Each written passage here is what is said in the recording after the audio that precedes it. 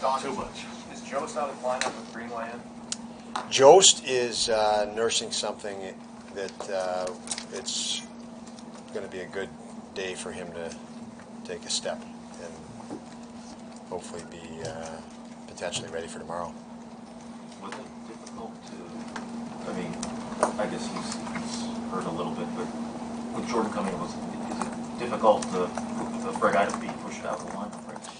It's going to be difficult to push a guy out if guys play the way they did the other day against Tampa.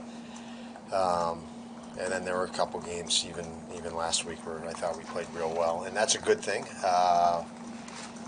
It's the same situation as we've said all year long. You carry 23 or up to 23, and all of those guys are capable NHL players. So somebody good is going to be out if everybody's healthy, and tonight that's not fully the case. We'll use this, give Josti a breather, and then may have to make that type of a decision tomorrow.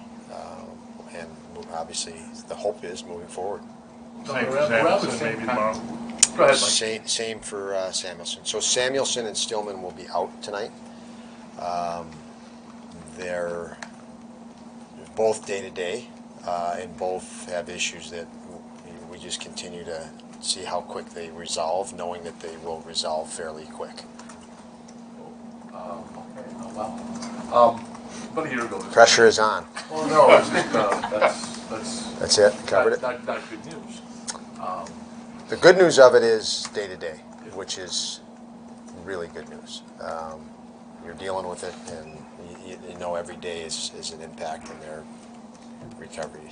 About a year ago this time, when this team was facing a grueling stretch in the schedule, you went beyond the one game at a time thing and said, I'm looking forward to this stretch to see how this team reacts to it. Can you do the same thing at this point, and when you do the same thing at this point, with this team being in the playoff picture, what do you think, and what do you make of this stretch, and what this team can prove to itself and everybody else? Well, I think anybody that watches us, this is a stretch that we want to see. This is a stretch we should look at as exciting.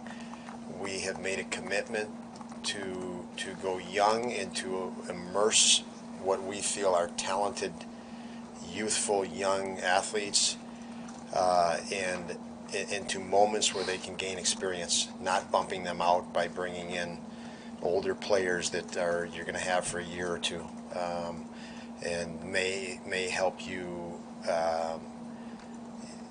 and give you a nudge here or there, but they're not going to be here long term, and they took away the opportunity for young talent to gain experience in pressure situations.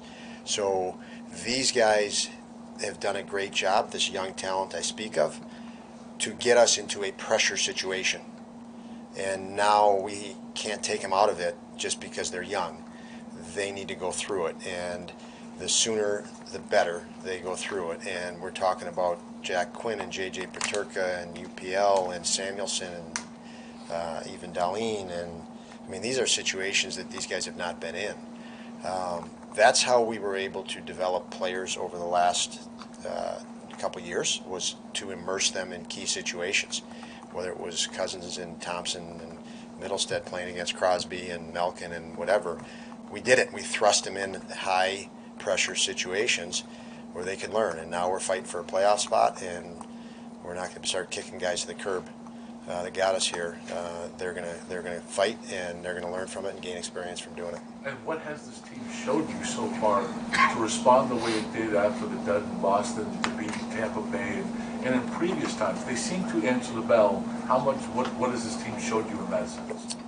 Well, great resilience, but I think that's the passion, the commitment, the competitiveness. Things that we talked about, the intangible things that I think everybody that's familiar with our team knows our players have. And hey, you're going to have bad nights. Every team in this league has bad nights. And, I mean, we all watch it. And in pro sports, people want to trash you when you have a bad night. And they just do. And it's, we don't feel good doing that, especially to our own. It's our own guys. If somebody outside wants to, then they can do that. But we got to get ready for the next game, knowing that you're not going to feel good at every night, and you're not going to have it every night. And if you don't feel good and you don't have it and the other team does, and the other team happens to be one of the top teams in the league and you're in their building, it's probably going to look pretty ugly. But you got to let it go fast. You can't let it weigh you down, because that's when you extend, when negative gets extended and you go into long stretches of misery and doubt and all the negative things that can compile very fast. And obviously we do not want things on the negative side to compile very fast. I think our guys in group have become familiar of how not to beat yourself up, but use situations like that for productive purposes, and we have to continue that. How do you game plan for somebody like McDavid? Fill the middle, keep them to the outside, and you minimize it is what you'd want to do. You'd minimize it, and you minimize it by simple concepts, as I said, and doing it, with as a group, as a team, through layers of defense.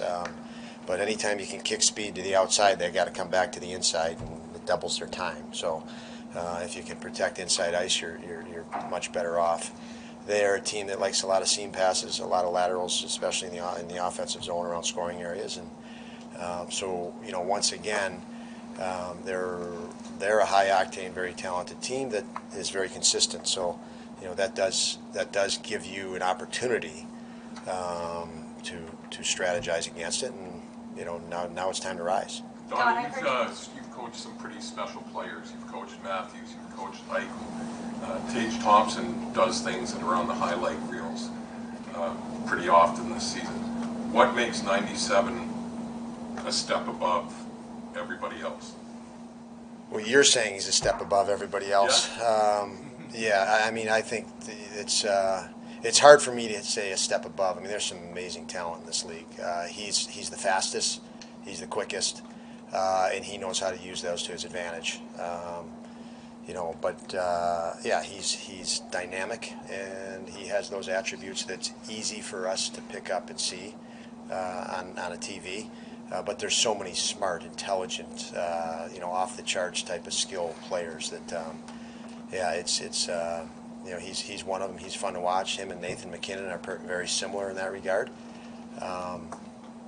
It's another great player on another night in the NHL is the way we look at it. Don, I heard you say to Kevin Adams, just wait till you see him smile about Jordan Greenway. What was it like seeing him at morning skate this morning, knowing that he's going to be in your lineup tonight? Yeah, I got to see him a little bit yesterday. He came in, and it's nice. It's going to be, in fairness to anybody coming in a lineup new, you're going to have some nerves.